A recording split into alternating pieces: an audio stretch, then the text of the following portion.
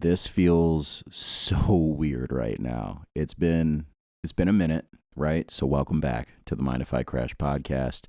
We're going to be recapping 2022, what's been going on with Mind If I Crash, what's been going on with the world.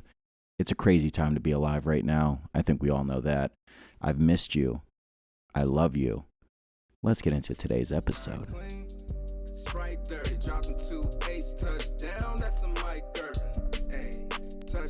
All right, so long story short, because you're all going to want to know what I've been doing, I've been growing that TikTok account. I'm telling you that TikTok money is hitting right now.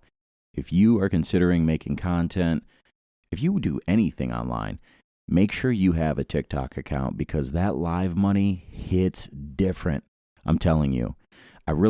Basically, when people ask me what's going on with the podcast, what's going on with Mind If I Crash, if you're not following the TikTok account, you wouldn't know. You would think that Mind If I Crash was no longer. And I get that. I probably should have been more vocal about it, but TikTok has paid off in dividends this year for me. I've doubled the account following. I've made substantial income for just like going live and live streaming. And it's been a really just nice experience being able to be a deemed creator on TikTok. And those live streams somewhat replaced the podcast for most of this year because I was going live 3 times weekly with Mike. And shout out to Mike, by the way. I mean, dude has helped me in ways that I'll never be able to repay him when it comes to building that like loyal following on TikTok. Yeah, I don't have the most followers in the world, but the followers I have, they are consistent and they are rock stars. They are on every time I'm on. When they get that notification, they jump into the live stream. They're adding comments. They're contributing to the chat. And they're dropping gifts when we get into battles. It's wild. Mike, this dude, Mike, is a savage, first off. He has found himself in some of the wildest moments this year when it comes to TikTok live. Me and him personally, when we're together and we go live or we decide to like live match each other, we found ourselves with some pretty big creators, right? Meeting Drew Filmed It. If you guys don't know, Drew Filmed It, videographer who produces tons of rap videos in Florida, really all over now, but was like probably most famous for directing and shooting most of YNW Melly's videos. We went live with him one night, and that's when I realized, like, oh, Mike's got some pool. Like he knows people on this app now. Island Boys, which I don't even know if they're relevant anymore, but earlier in the year they definitely were. So for him to be going live with them was really cool at that time. I'm telling you, TikTok is the truth. It probably sounds corny because most people think it's a dancing app. No, it is so much more than that, and it's the easiest way to gain a following. I'll leave it at that. I'm not going to bore you with content talk. We got a lot to catch up on, so let's get back to what makes Mind If I Crash great. Honestly, it's the life stories. It's the current events. It's the guests on the show, which obviously today we don't have. And it's just the real talks about life in general. One, you guys are probably wondering where I am right now. I did not leave Total Immortal. I'm still very much there. But this is from inside my home so that I'm able to bring you guys this. Quite literally, this is easier so that I'm able to film content when it's just me. Instead of going live 3 times a week, I can easily do this at least once a week and still be able to produce episodes. I mean, yes, it's not as cool as the shop, but at least it's a show. So that's what's been going on. Lots of fight news. I do want to talk on that briefly. One, a lot of people called me after the Israel Adesanya fight, wanted to know how I felt about it, where my head was at. The Adesanya loss, I never saw coming. So it was hard for like me, a real Israel Adesanya fan, to watch and to witness. But looking back on it, I mean, Alex won fair and square. It's not like I can justify the loss. He conserved his energy in the late rounds, and he let it all out in the 5th. And he he connected. He was touching Israel and piecing him up to get that stoppage. And that's exactly what he did. He left it all out in that championship round and won the fight and won the belt. I want to see them run it back because my honest opinion is I think Alex is in Israel's head the way Israel's in the rest of that division's head. So let me break that down because that probably sounded stupid. I don't think that Alex could go and fight Bobby Knuckles right now and win, right? I think Bobby Knuckles takes the title immediately from Alex if they were to fight. But Israel could take on Bobby Knuckles and murk him for the third time with ease, with no effort. And it's all because who's in whose head at that point. So that's essentially what I mean. I mean, Israel's got that entire division wrapped around his finger, begging for another title fight that they know they'll never win. So with Alex, he's the only person that's ever knocked out Izzy and starched Izzy. So it just made sense, that they fight. And you can see that he's still very much in Izzy's head. So yes, it sucks. I do want to see him run it back. I'd like to see if Izzy's able to overcome the mental aspect of it. And he might not be able to, and if so, it doesn't matter. I still rock with the dude at the end of the day. The UFC's been crazy this year at the end. Like, really, it's been a shit show. Sean O'Malley climbed the ranks in record time. Michael Chandler, what all of a sudden is a dirty fighter, like him, like fish hooking Dustin Poirier. I was like, oh, damn, like it's really come to that now, huh? Sugar Sean O'Malley, like, dude, I'm really actually proud of him, though. Like, beating Peter Yan is insane. Absolutely insane. Peter Yan is an assassin. I mean, he really murks people out here. So for him to be able to win, yes, in a controversial split decision, but win nonetheless, is huge for his career, for the UFC brand. He is a soon-to-be mega superstar, and it's because he's doing everything right, from content to marketing to training. I mean, he is the full package, and he's a very vibrant character. So I think it works out perfect in that regard. Always got to touch on the Paul brothers. Super proud of Logan Paul. What he did at WWE, it's absolutely mind-boggling that some kid that was making 6-second videos on Vine is wrestling literally the world champion in the WWE, Roman Reigns, and putting on a hell of a show. I don't know if you guys watched any clips on that. When I saw the clip, so one, like, I don't watch WWE like that, but I know who Roman Reigns is. Like, I'm not living under a rock. When I saw the clip of Logan, like, take his phone out from the top turnbuckle, and he was like, you're about to go viral, Roman, and then jumped off, I was like, damn, he really just did that. I knew then that, like, that fight was something I should have purchased. And I was probably busy at the time, but legendary. I ended up going to work the next day asking people who did purchase the fight. They said it was amazing. They said the kid can fly.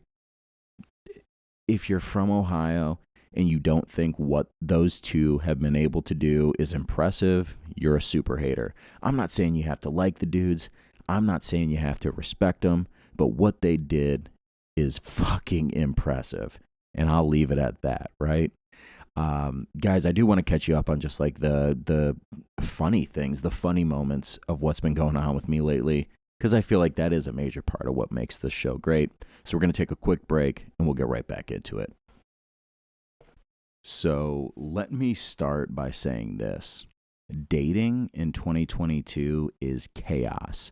If you are dating with the intention to find the one, that is your first mistake in the year 2022. Things are wild out there. The things that I witness, the trash that like I'm on, it's crazy. One, no one's safe. Let's just state that now. Two, I don't know who in their right mind decided to let a bunch of kids raised on tablets go out into the real world, attempt to pay taxes, attempt to fake adult, but we weren't ready for all that. When I get done with the end of my days, I sit down with my food and I stare at a tablet I've got a fucking 65-inch screen right here, literally right next to me. And I watch shit on my tablet or my MacBook or my iPhone. It is absurd. And I'm supposed to go out there and find someone that I'm able to love and protect and comfort for the rest of my life. I can barely take care of myself. I, and I know I'm not alone because I see the way you guys act in public. When I'm working at night and I see some of the dog behavior that you dudes are on, I'm embarrassed for you. To be honest, I'm really embarrassed for you. So at least I'm aware because some of y'all really think you guys have a shot and you don't. You're just not ready for it. It's all right. Take some inventory of yourself, work on it, and then get back out there. But I mean, basically, until I'm off the tablet, I'm gonna be off dating because what am I supposed to do? Imagine that, right? A shorty comes back to your place and you're like, you want to watch a movie? And she's like, yeah, let's put something on. And you pull out the tablet on her, right? What is she going to think? One, I really hope y'all know what I'm talking about here. But like, it's either like a video or a meme. And it's like this dude asked me to come back to his room and watch a movie. And this is what he did. And he's got a fucking iPhone in a Ziploc bag with a like either stapled or nailed to the wall. And it's the most barbaric shit I've ever seen in my life. But I'm like, damn, honestly, like I can relate. I'm not like out here on trash like that. Like I'm not just like having chicks at my house, but I would do that like me. Like instead of watching something on my big ass TV, I would probably like put my phone, mount it to the wall and watch TV in my room. I don't know why. I can't even explain why, but it was something I would totally do. So I was like, honestly, I relate to that young man. Like it's the thought that counts. And he saw nothing wrong with that. Like that's what's crazy to me. Like you saw nothing wrong with that situation. You were like, yeah, I'm about to have this shorty come back to the crib. We're about to post up. We're about to watch Green Lantern from my iPhone in this Ziploc bag. And she's not going to think anything of it. You know, when he saw that video, he was like, oh yeah, I probably shouldn't have done that. No shit, stupid. No shit, you shouldn't have done that. But yeah, honestly, look, be aware, right? If you are dating with the intention to find someone, the likelihood of you finding someone that is truly meant for you is not likely. I mean, I'm gonna keep it a buck with you. Like if you're out there in the world like looking for a partner and not letting it come natural, it's very slim chance that the person you end up finding, because you're already justifying whoever shows interest in your head, is likely not going to work out because you've put expectations on a situation that probably wasn't for you in the first place. And yes, I know I'm probably like striking a nerve with a lot of you right now, but it's nothing that like I haven't done, right? So like I do want to be clear, like when I go out there and I'm looking for a relationship, I'm like almost drawn towards anyone else who's attracted to me. And then I end up getting my fucking feelings hurt.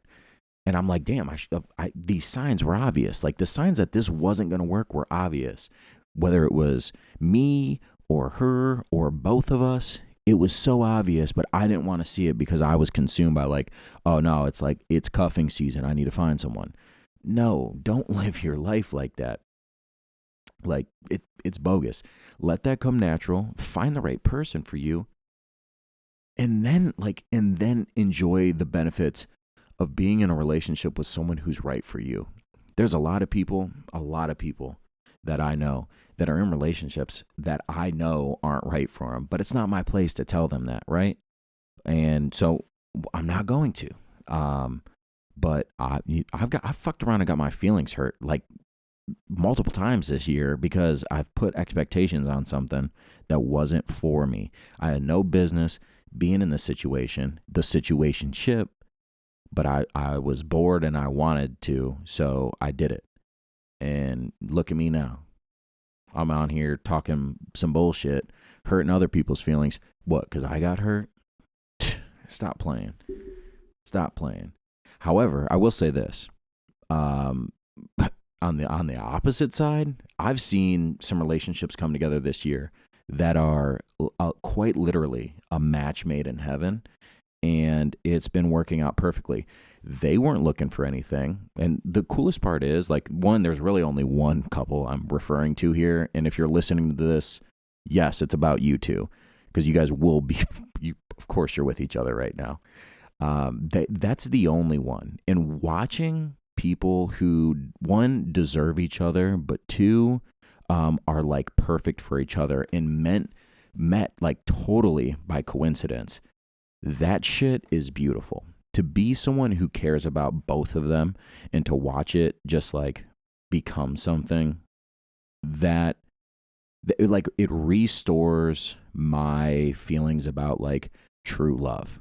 And for that, I'm grateful. You two know who you are. I love you. I'm proud of you both. And I'm excited to see what the future has in store for you. Simple as that. But yeah, guys, I mean, it is what it is. I know I'm taking my frustrations out. I'm not really frustrated, by the way, I might add. But it's facts at the end of the day. Like, dating is chaos. You dudes are on trash. You girls are on trash. I got groped last weekend, by the way. Like, I don't even know why. The one, whoever, like not whoever, I know who did it. Locked eyes with them the second after. But like, you can't do that. You know you can't do that. You know you can't just grope a dude that you've never talked to, by the way. No words were spoken that entire interaction. I was like working, first off, and she just like she didn't graze. I mean, she grazed it at first and then yank, honked on my shit. And I was just like, wow, like that really just happened. And I like looked and was like, okay, I'm not going to approach you. One, don't do that. Two, if I did that, which I wouldn't, I would never do that. It's, you can't do that. But even if it was like my partner, like I would never grope someone in public. But if I did, super frowned upon, guy or girl. Don't do that. What the fuck? I'm gonna shut the fuck up about dating and being on trash because it's annoying me now. But guys, we're gonna take a break. We're gonna get right back into it. All right. So one thing I definitely want to touch on is some movies. I have watched some of the best movies this year, thanks to my boy Tony. Tony, I love you, dude. I'm so glad that we met. I'm not met, but like I'm glad that like we've been able to become friends this year. Like being able to like go on like fucking bro dates and like go to the movies and watch new things and like do that type of shit has been so just it's been awesome for me. And you've been able to put me on at like some really fire films this year. So one, like we went and saw Nope earlier this year. If you guys haven't seen it, we did a movie review on that. We went to the early release. One, Tony's got a very, very just great mind when it comes to cinema and film, and he knows what he's talking about. So when he makes a suggestion, I make it a priority. And one of his favorites is A24. I mean, and honestly, for a good reason. He's put me on to some really good A24 films. I talked about it on a TikTok, and it started to get, decent response back from the public. But the movie Green Room is phenomenal. A24 went off on Green Room.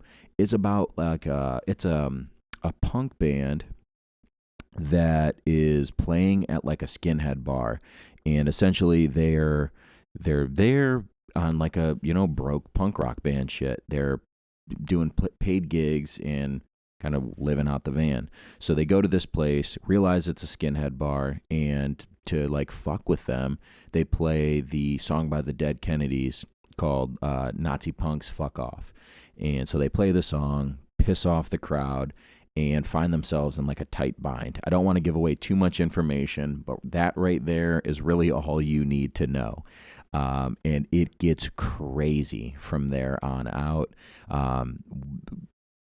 One of the best movies. I've not just seen this year, but one of the best movies I've seen ever.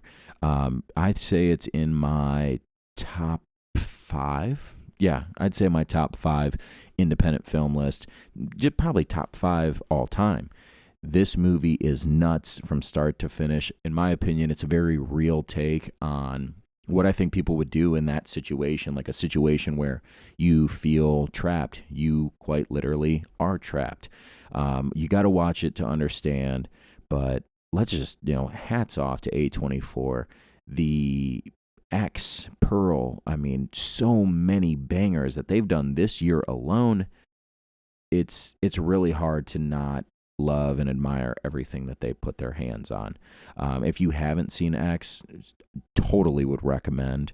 And then Pearl, the prequel to that, both fire, 10 out of 10. You guys know I love horror. Most of the people that watch this love horror. I want to know one thing. Me, Evan, and Tony went to Terrifier 2, and that movie was pure chaos.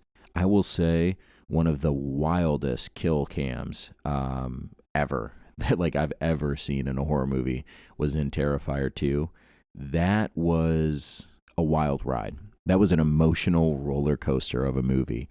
And I definitely enjoyed it. Definitely liked the movie.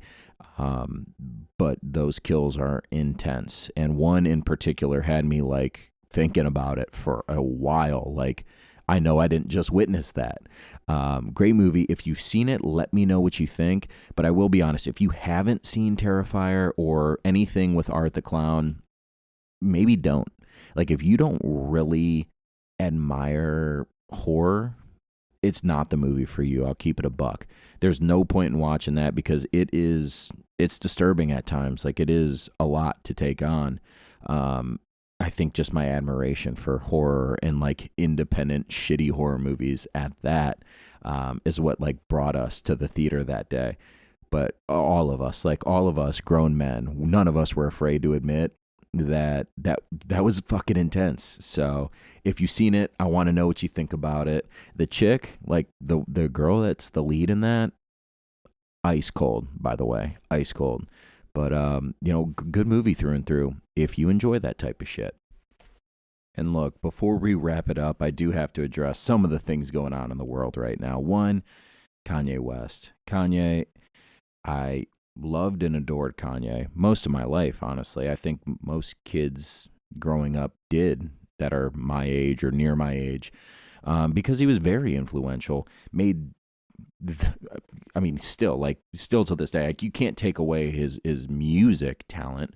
Made some of the best music that of our lifetime, and is truly a musical genius. However, it is seemingly obvious that he is in a bad state right now.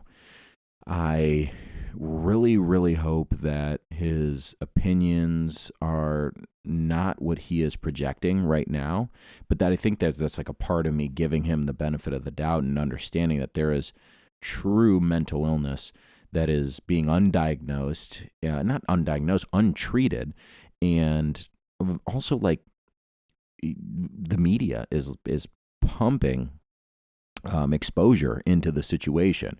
And I don't mean like what I'm doing here, speaking on Kanye. They are quite literally providing him with a platform, whether it's paparazzi, whether it is hosts of internet shows and podcasts. I mean, what I saw on Drink Champs, it was insane.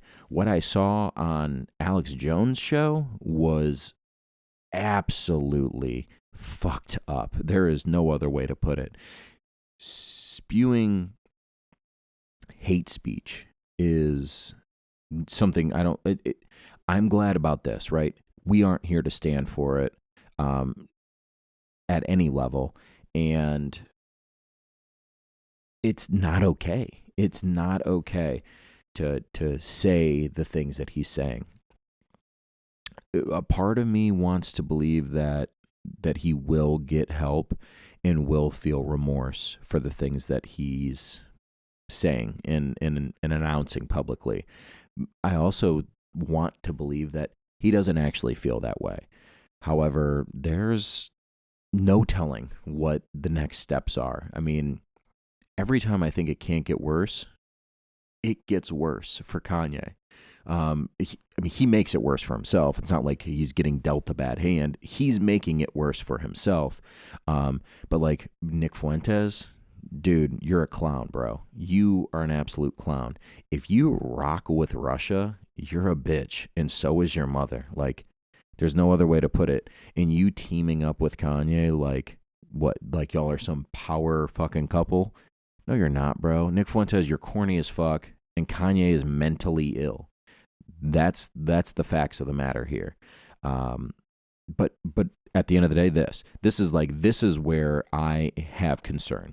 There are children, much like Andrew Tate, who like there are kids who don't understand that like what he is saying, what Kanye is as to fashion and music should have no correlation to like his viewpoints on life. Like we should not let those two things um merge. And yet, when we're young, we're easily persuaded by the people who inspire us. Eh, If Lil Wayne said some crazy shit back in the day, I'm not saying one that I would agree with it, but I'd be more apt to listen to the message he was saying than I would most other celebrities because I idolized him and everything about him for so long that like I worry that children of today might potentially think that like, oh, well, like if Kanye says it, it must be true. It is not true. One, this will never get the same exposure that a Kanye paparazzi video will. But I wanted to just be very clear. Like those are my concerns. Much like Andrew Tate. One, any grown man knows you don't speak to women like that, right? You don't treat women like that. You don't think about women like they're a transactional object that you come across to your advantage and when it conveniences you. That's not that's not how the world works. But I fear that young men, young boys, will see that and say, "Well, look at this guy. He drives a Bugatti. What? He's obviously doing something right. He must be on the right path. I'm gonna do what he does." And those are the reasons that people get canceled. I'm not saying that I agree with Andrew Tate being canceled, but those are the reasons why. I mean, people are concerned for the children of the world and how they might perceive things. And yes, there are things that are way worse on the internet that never get addressed, like Andrew Tate has. But yeah, it is what it is. Um,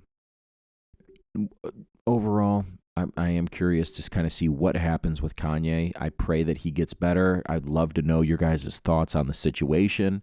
As far as Andrew Tate goes, he's still somewhat staying relevant. I do think that like if he potentially fights one of the Paul brothers, it might be his last, hoorah before he kind of just dwindles away into Rumble, which is the platform he's on currently, I guess. So, I'm also curious to think what are your guys' opinions on Andrew Tate? As a grown man, yes, I think Andrew Tate is funny, but I don't take his word as gospel. Like I don't take his word as law. It's something that you almost watch like in disbelief, but not in a horrified way like you would with Kanye. Like you just kind of watch it and you're like, damn, like this dude's fried. And then you keep going about your day. I don't take anything he says and apply it to my life. Tate logic is not real world logic. The dude lives in Romania and lives by a different set of rules that the everyday person will never even understand. Like I will never comprehend that man's lifestyle. I'm okay with that. However, I'm not trying to be like him, so there's a fine line there. But on a little bit of a lighter note, let's address this.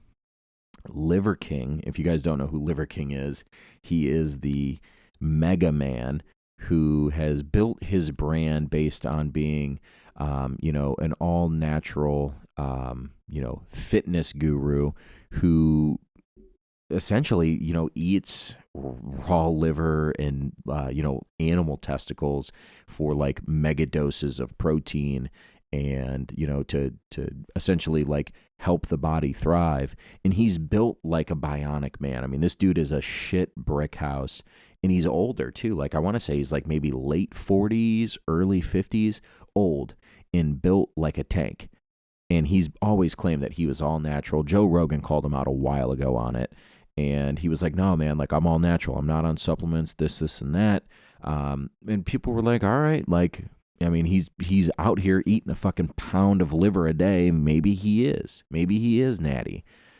I think anyone who understands fitness, I'm not even saying you have to be in the fitness world, but if you understand fitness and weightlifting and training, you would know that this dude is not natural. Like there's no shot. So to much people's, honestly, shockingly, to many's surprise, when his emails were leaked about how much testosterone he is on and how many, different forms of steroids that he is using, people were like shocked. And I'm like, really? Like, why? But More Plates, More Dates did leak an email, basically breaking down what he is using.